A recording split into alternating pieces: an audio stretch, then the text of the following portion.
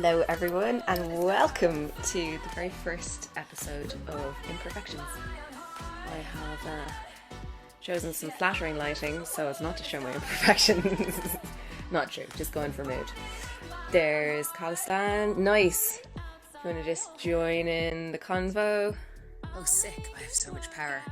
Hi everybody for tuning in. Hey, there we go. Okay. Nice. Got it. Sweet. Okay. Well done. Wait. You see me? All right. There we go. I can see you. Yeah. There we go. Lovely. How are you? I'm good. I'm a little hungover today, I'm not going to lie. Oh, you were playing a gig last night.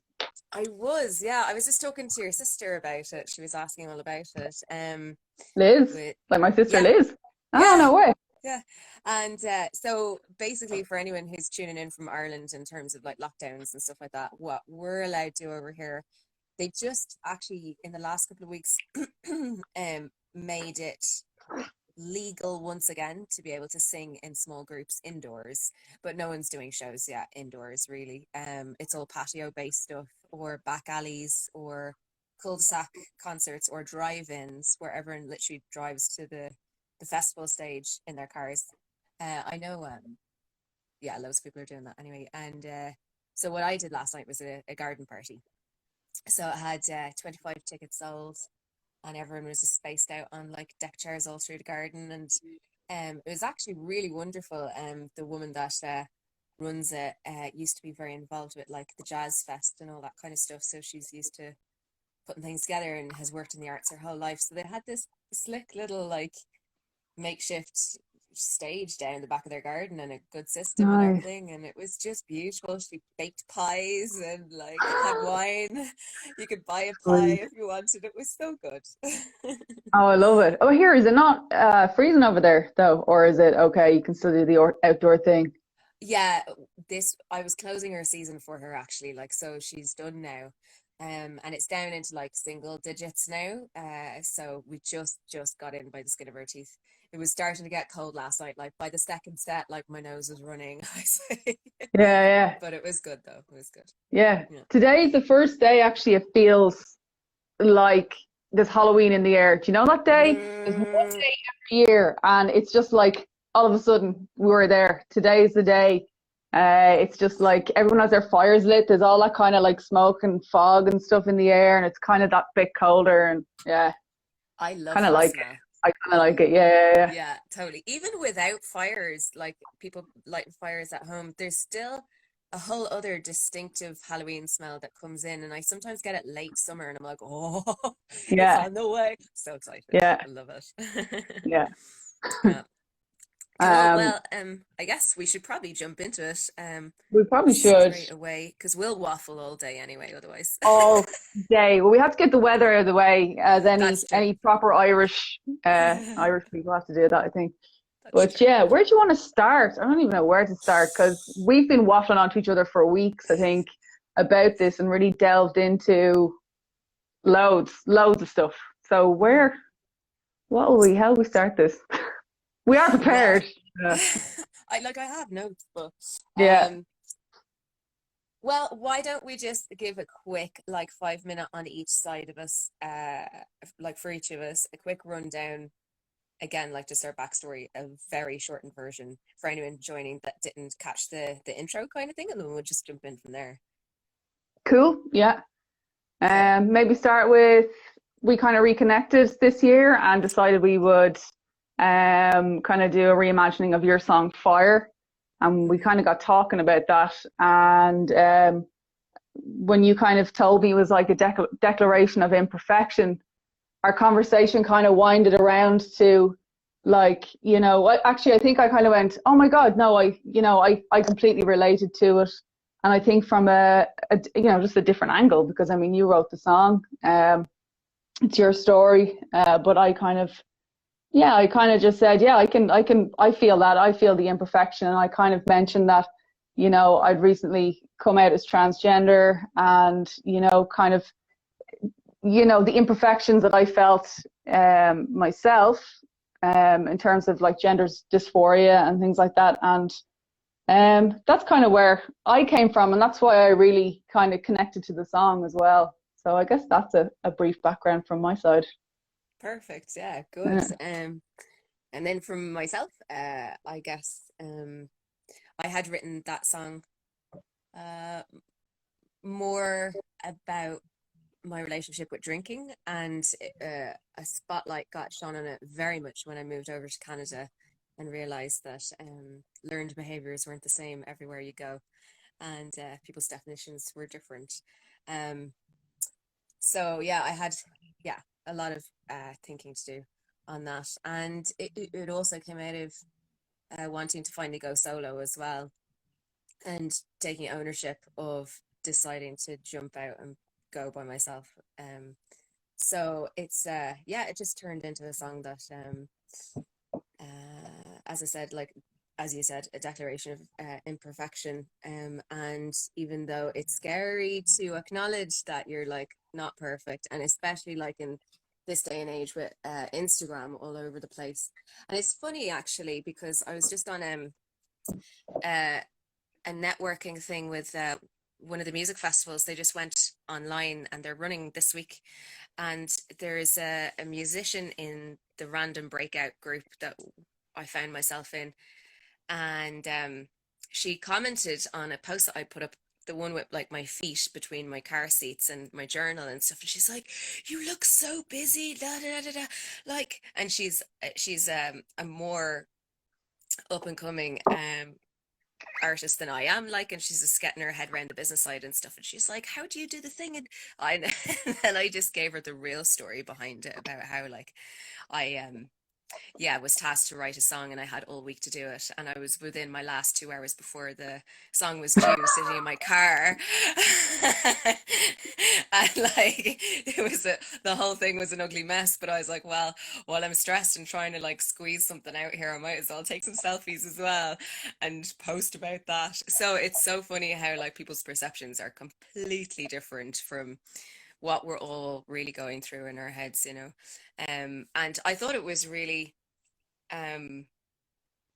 just lovely that we got to connect again after so many years, and over such a gorgeous concept. Like, it just, I thought it was a really beautiful thing that we got to do this. And the more we talked about it, like, you had no idea of the shit that I was going through in my head in Dublin too. And likewise, like, about you too. So I think everybody does a really good job of putting on a mask. Oh, that's a terrible fucking analogy. Sorry for any No, it's fine. It's fine. But it's very permanent. But everyone does it though, and you don't really know what's going on with anybody really. So this is just a nice platform to start talking about that stuff, I guess. So, and because I suppose it's only relevant, really, this could have been a very one-sided conversation, or not at all, even a year ago, because you only came out a year ago. And through me addressing my drinking habits, I only started going to see somebody about it last year. And that was where I got like diagnosed with body dysmorphia. And it's funny because like the whole time growing up, I had family members like pulling me aside, grabbing my elbow, like, "Are you sure you're not anorexic? La la la." I'm like, "No, not at all. I'm fine." You know, very, very good job of hiding it, I suppose, or just not even acknowledging it. You know, like when you, I don't know, like there's this, I suppose there's a bit of a line where like you can be healthy and active about your stuff, but then there's that very obsessive line that you've like tipped over into because of the mental internal dialogue that goes on, you know.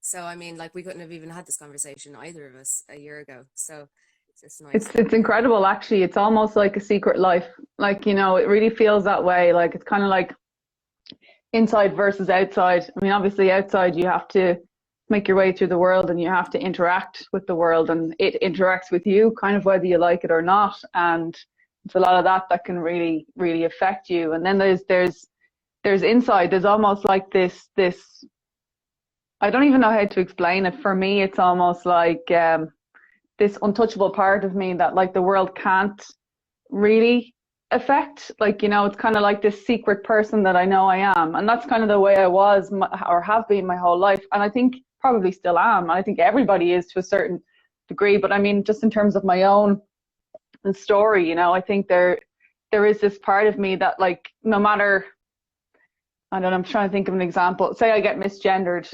So for example, for someone to gender me correctly, they would say like he, him, even they, them, you know, I like, you know, but if someone kind of kind of genders me as kind of female, as kind of she, her, you know, it's not the end of the world, because I've been living with it my whole life and I've been kind of hiding it my whole life. So I'm quite used to it.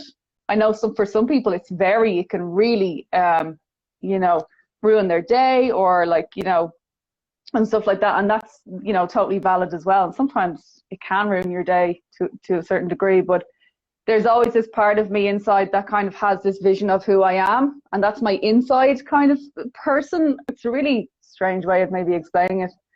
And that kind of, I try and push that through to the outside. So you might say that, like, that's how I present myself to the world. Like, that's how I, you know, might dress a certain way, or you know, I might sometimes, you know, act a certain way to feel like this, I'm trying to get this inside person outside, so the world will interact with me the way that I feel the world should. But of course, you know, you can't predict that. And, you know, but I think it is interesting, this kind of like secret stuff that you kind of, the way you feel about yourself and the way you see yourself, even when you look in the mirror. You know, I think it's very interesting, and I feel like everybody kind of has that. Definitely, yeah. We just have are you reading that comment too about confidence? Yeah. My youngest daughter came out to me last year. That's fantastic. I mean, it's great that she came out. I mean, I'm guessing she's still young, maybe. That's great that she felt she could you know, talk to you about it. Yeah, it's incredible. Yeah. That's amazing. Yeah, did you feel? Yeah.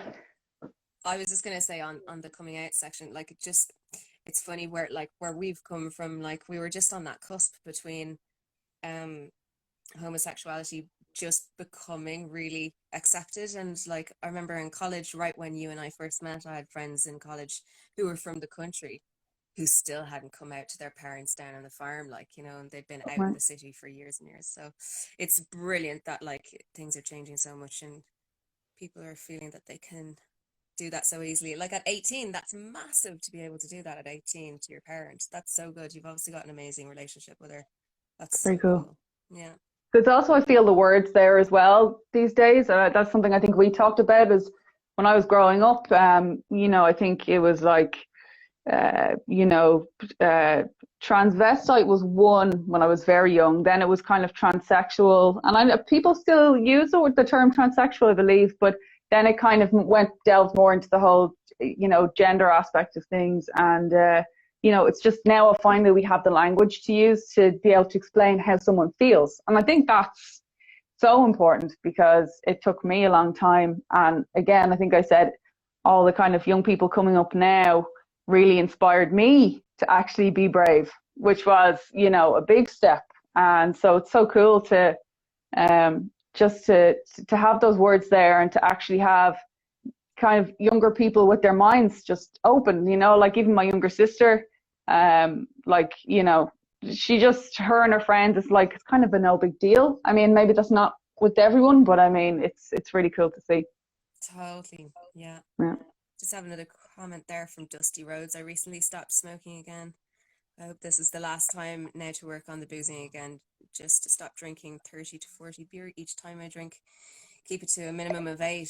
Yeah, man. And it's so easy for it just to slide, right? And I know it can be such a coping mechanism. And for me, like, I kind of have only in the last couple of years gotten a proper handle on my perception of me once I tapered off with the drinking, because anytime I started drinking again, it was just like a roar of all the negative voices. If I caught myself in a mirror, I was done for. Like, and I remember, like, I think it was New Year's Eve, or it was some other night in the village when that was still a thing. Way back when. way back when.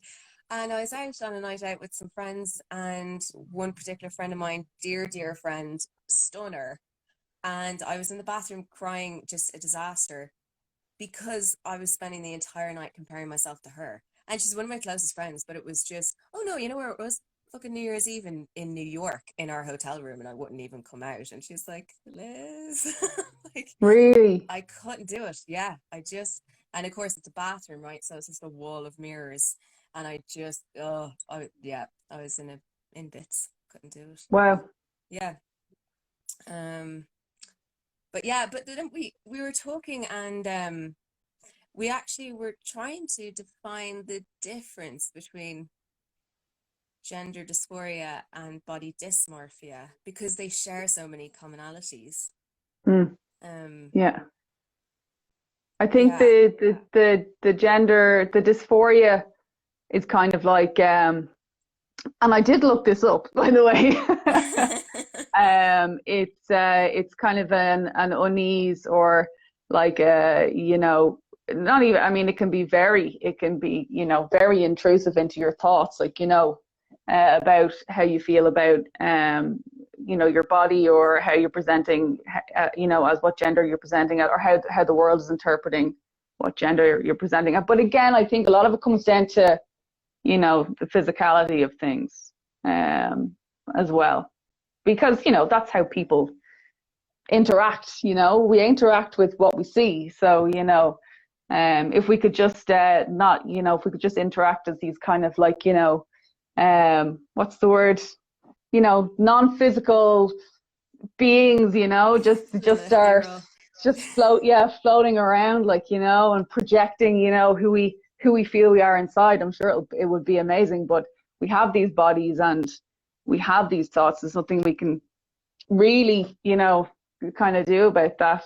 And it's funny, actually, I was listening to a song off the Queerdo Essentials playlist that I popped together, and there's this amazing trans artist called Sophie, and she has an amazing song called Immaterial.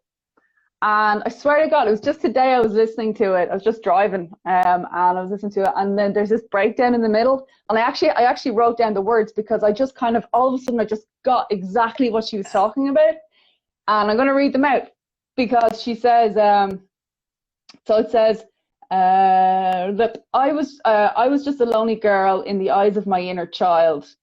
I could be anything I want, and no matter where I go, you'll always be here in my heart. Right?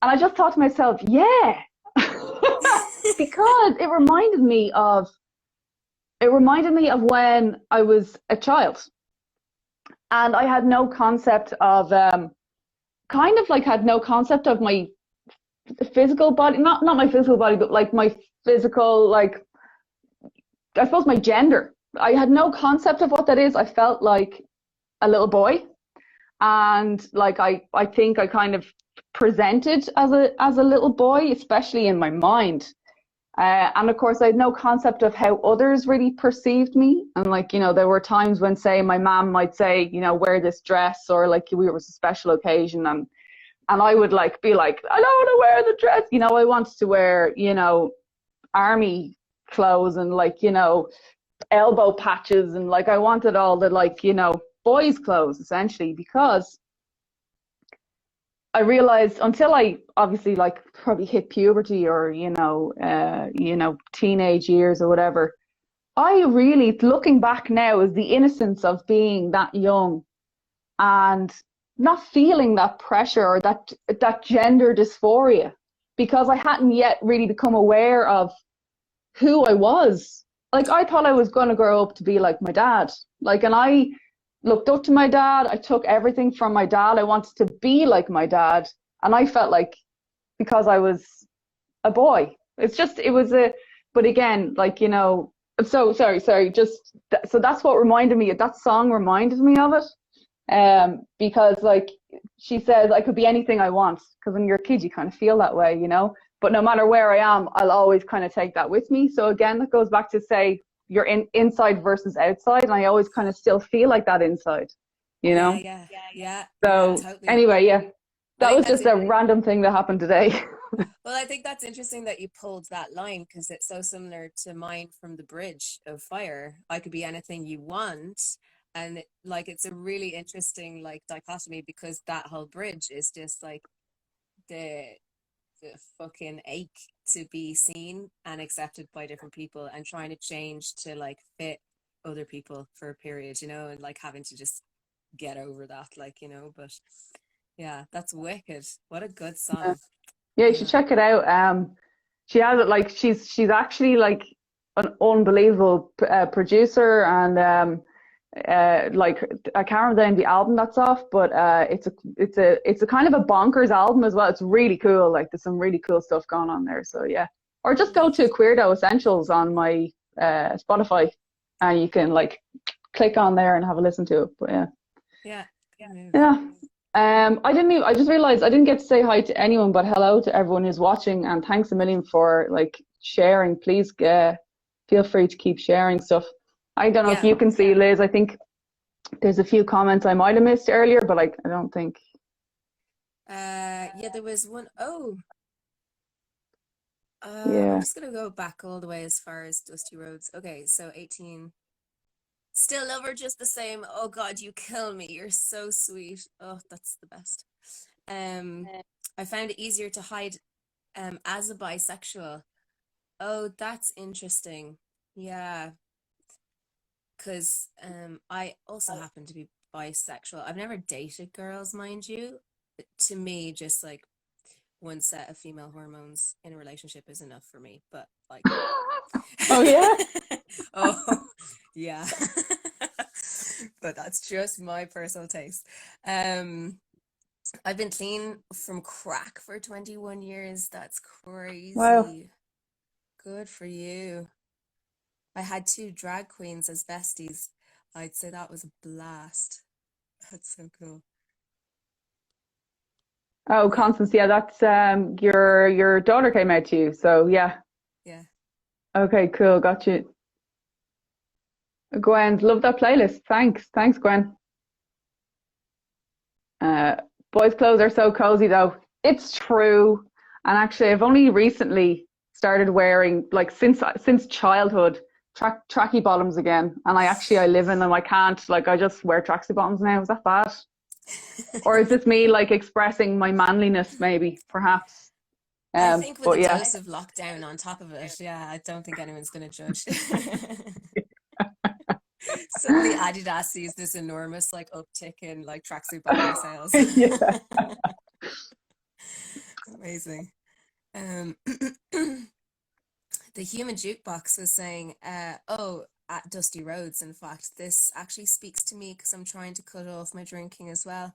Self-harm is something I'm not proud of, and sometimes I can't stand the guy in the mirror. Holy, yeah. Wow. Thank you for sharing that. That's really brave. Holy. Yeah. I think it's, you know, it is so hard to really literally look in the mirror, you know what I mean? And like really to analyze kind of like what's going on with you, and like how the world, I think it's important to also realize how the world is affecting you, and not to like I try not to kind of I try not to feel, you know, maybe not anger or like blame on myself because of the way the world kind of sees me. I kind of give the world a bit of a break sometimes. But then sometimes, you know, you're having a really good day. You're walking out the door. You're feeling good. You're looking good. I'm like, okay, I got my shirt on. I'm feeling good, you know.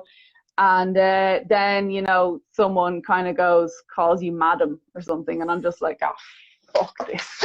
You know, it's just like, you know, fucking ruins, you know. So sometimes the way the world can really fucking get you down, but try not to I try not to blame myself too much, you know. Totally, because it's so easy to do, and it's a slippery slope too once you allow that happen. And I think you make a very good point. It's so important to remember that everybody else is dealing with their own shit. Yeah. You know, like and when you were saying about like as a kid and everything, not having that concept of gender, but conversely though, kids naturally are self-centered. Like babies are like just concerned with themselves and surviving and surviving. And it's only when you hit teens you learn to be like more sociable and like have a wider worldview kind of thing. And struggling with any kind of like mental health issues or transitions or anything that you're going through, it can be really easy to start like hyper focusing on yourself, you know, because you're just consumed by all of that. But so is everybody else. They're all consumed with something that they're struggling with too, you know. And sadly, it's the people that like lash out likely are probably dealing with the most or not dealing with their issues, you know, and they're just suppressing a lot of shit too. And unfortunately, so fucking complicated. I know. Whoa. It's like fuck off. What's that film where it's like a thing within a thing within a thing? I never remember the name. Inception. Of the word. Conception, yeah. What is it? Inception. Yeah. I always go and say incest. I'm like, that's not the word. That's not the one now. That's not the one. Yeah. But yeah, it is. It's very like that. And being brave enough to talk about things like this or project something other than the norm can be very threatening to other people. Like you were saying about all the different terms that they're used to be in that we've just, you know, traveled through. And I have a family member that rang me from London one time, was looking for my mum and was using and I don't know, sitting down the back of a bus in London or something, and started the longest conversation I've ever had with him, and told me that told me a bunch of personal stuff. It's not my story to tell, so I'm not going to divulge all the details, but he used some of those like older terms, and I don't know where he sits with all of that now. I don't know if it's a full transition thing or if it's partial or what, you know. So it's nice that like our language, as you say, has evolved to be much more specific so that everyone can feel like they have a very precise definition of how they're feeling inside, you know. I think I told you about the time that we've both coached at Girls Rock, you in Canada and myself in Dublin, and this was before I came out. I was actually kind of, you know, I was on the verge, I suppose, of kind of, you know, coming out. But anyway, and we were sitting in this circle. So when you start Girls Rock the very first day, you sit in a circle with all the coaches and all the campers, and you know, you go around the circle and you have to say your name, your preferred pronouns, and I think it was one other, like your favorite music, something like that. And they started going around the circle, and I'll never forget this camper who was actually straight ahead of me, said their pronouns were they, them. And I was like, whoa. I was like, you know, I just kind of like, in my mind, I was perfectly calm outside, but in my mind I was like, oh my God, that's amazing. Like, you know, they just like, they came out and said it, you know. I mean, they just had the bravery just to go, yeah, okay. Now, it mightn't have been you know, it could have been a big thing for them too, but they did it, you know what I mean? They said it. And then, like, you know, it's going around, and I'm going, oh my God, what am I going to do? Am I going to say this? Am I going to actually, for the first time, like, say it out loud, like, you know, they, them, like, you know, kind of give different pronouns. And it was coming around. And at the end of it all, I bottled it anyway in the end. And I said, you know, she, her pronouns. And that was the first day of camp. And I spent the whole week dwelling on this thing, you know, and being like, why couldn't you say it? Why didn't you say it? And of course, you know, the very end of the camp, there's the circle again, and you kind of talk about how the week was and blah, blah, blah. And no, I didn't say it then either. And I forever kind of kicked myself for not doing that. But the one thing I have to say was, and I think I mentioned this earlier, it was the bravery of this kid who's like, you know, teenager, and they were absolutely fine with, you know, well, I don't know if they were, but they said it, and that was the main thing. And that really inspired me to be like, you got to just say it. You know what I mean? Like, you know, the world isn't going to end. You know, your friends that love you still be your friends, etc., and so on and so on. And so I think that really inspired me to come out as well. So I'm just incredibly inspired by young people coming up, at the moment. Absolutely. Oh yeah. And I've just had the same experience with the Girls Rock Camp in Calgary as well. Every summer, it's incredible to watch them, and to have such instant trust in the group, even as like new campers coming in. They can be it can be very scary, and even just like being able to like find your clan, and maybe you're not even the music person, like you are the music person in your school. There's no facility for you in there and to find your people. And then people start talking about like huge issues that they're dealing with at home, and it's amazing to watch people, because maybe they've not even said it to an adult anywhere yet. And super humbling and inspiring to be around those kids. It's so good. How are we doing on comments? We should push back through a few. Oh yeah, I saw that. I think it was it the cards design thing? About the Russian doll as a way, I think, of describing how we're feeling, like inside. Kevin, hi, I must say hi to you. Thanks for joining us. Oh, Jesus. Just Kevin's comment to me messing up the names there. He was like, Conception and Incest are whole other films, Liz. Thanks, Kevin. Yeah. And you know what? Like, it's funny to think again, because like we're all just thinking our own things, and whether or not it's the right time, eventually when you do it, it's your right time to say it or whatever. But it's just a butterfly effect, like you having the bravery in that moment is going to inspire somebody else to do the same thing eventually too, right? So it doesn't really matter when you do, as long as it feels good for you. And then talking about it as well, just keeping the conversation open and having people talk about it, because we really find out a lot about each other. And I think we really, we realize that we're actually really not in this alone, because there's a lot of people feeling very similar. Yeah. Yeah, absolutely. And it's funny too, because we were saying about how we kind of got ourselves over the hump, and I suppose part of yours was your bravery in starting to take ownership of how you're feeling, and starting to come out again and use the new pronouns and stuff like that. And I ended up doing something kind of more kind of experimental on myself, to try and get myself over the mental chatter inside, how it was so negative. Because you were saying during the week when we were chatting how you always remembered me being a person that like worked out a lot and very healthy eating and stuff like that.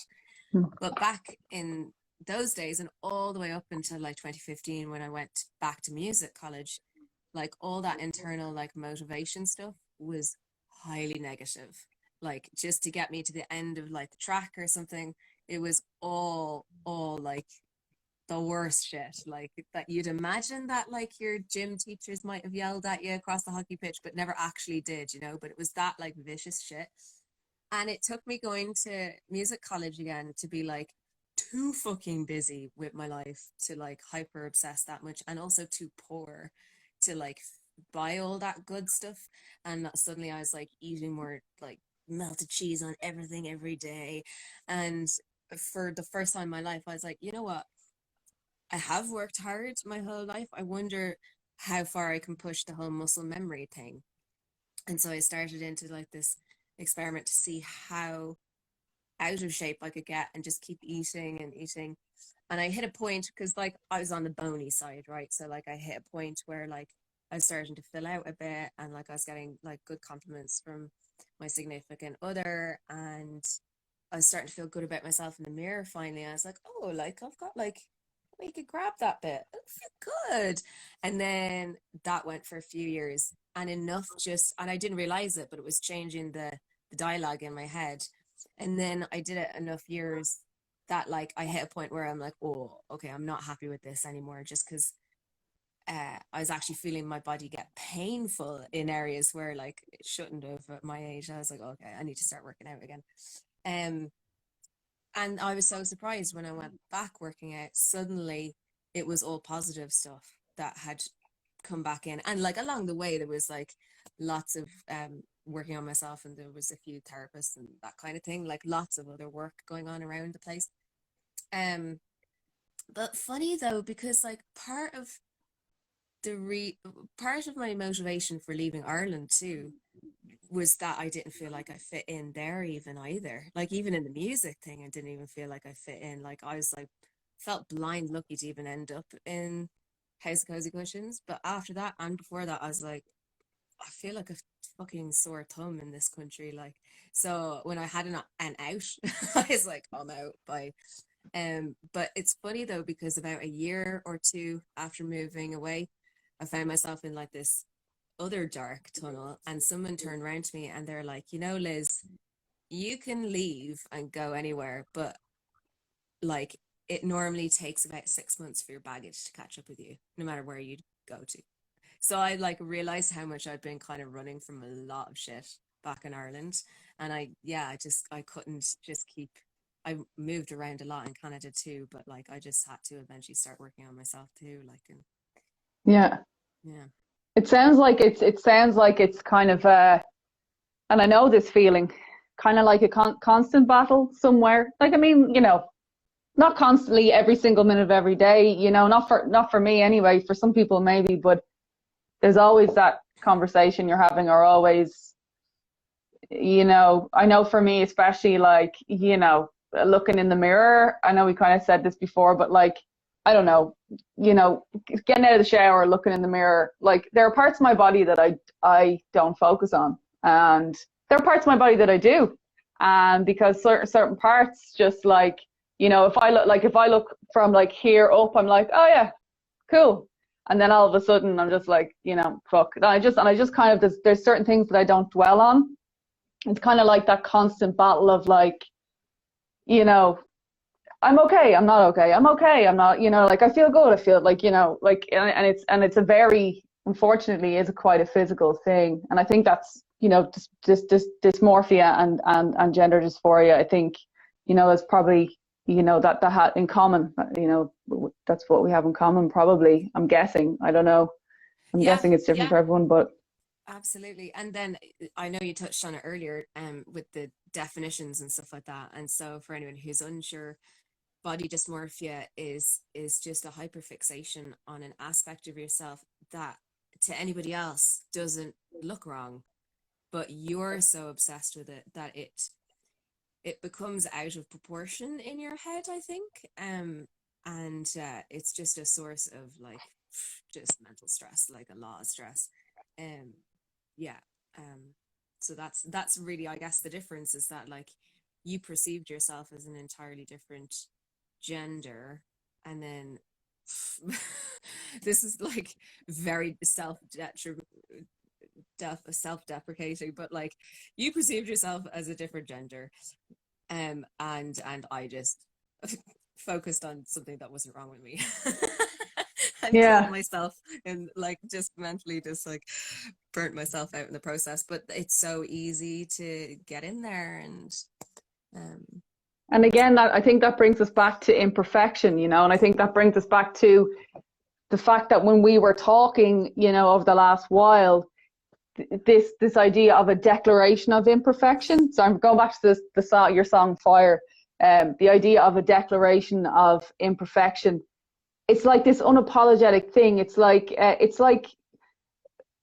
that song helps you kind of get over that hump. Like it helps you get past it, and you're like, okay, look, yes, I feel like I have imperfections, and there's a lot of stuff that I would like to change about myself, but I'm declaring them. Like this is what I have. This is what I have to live with, and I fucking have to just try. I just have to go for it. I'm just being, you know, I don't know, just kind of trying to shrug it off in a way, or just like maybe it's just, it gives you like this picture of like maybe one of those good days where you're just like, yeah, I don't care, you know. But that's kind of what where the song made sense for me, like, you know, being able to go out and realize like, yes, I sometimes feel like shit about the way I look, and I don't care today, you know. So like I think that was the really powerful thing about the song that you wrote. Yeah. Thank you. That's cool. I couldn't help myself, but when you were talking, I was like, next time I'm on a plane going over a border on the customs form, anything to declare, I'm imperfect. They'll fucking charge you for that, you know. Shite. Since when was being imperfect a fucking crime?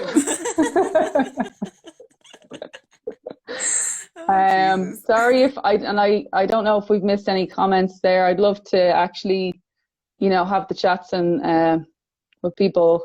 Hi to everyone who's still here. It's really nice that you guys are here. Finding a community is so important. Yes, I think that was something that you were talking about earlier, Liz. Yes, it is. And funny enough, from my own personal perspective, and we were talking about girls rock, as soon as I kind of came out as trans, I thought to myself, oh God, I don't know if I'm in that community anymore, because where do I fit in? And I think finding your community is very important. I've recently reached out to TENI, Transgender Equality Network Ireland, and although we're in the middle of, you know, whatever, lockdown or whatever, no meetings, but I will be going to meetings. So, you know, I think that's a good step. So if anyone is in the same boat, I think TENI, and I got a lovely response from them as well. So, but yeah. That's wicked. Oh, hey, Dylan's there. And I will say that as well, sorry, just touching on that with the Girls Rock Camp in Calgary, we also have another trans man there, and he just like, he's still involved with the camp, and he just like gives his story at the very beginning. So he's like, I know some people might be triggered by a man standing, and he's very, very, he's a man, like if you didn't know, you wouldn't know. And yeah, he just gives his story at the very beginning, and he's straight in the fold again, you know. So yeah, I think it's wicked.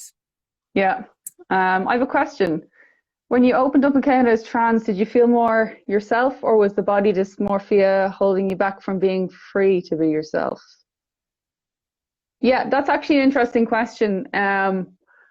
Funny enough, and it's only been recently, when I came out as trans, I felt very kind of, I felt very conscious of my body. I've always felt this way, but certainly after telling people, you know, I felt very conscious about, especially about my body, and realizing that maybe I should be, as, you know, some people say they try and pass as a man, or try and pass as whatever gender that you identify as.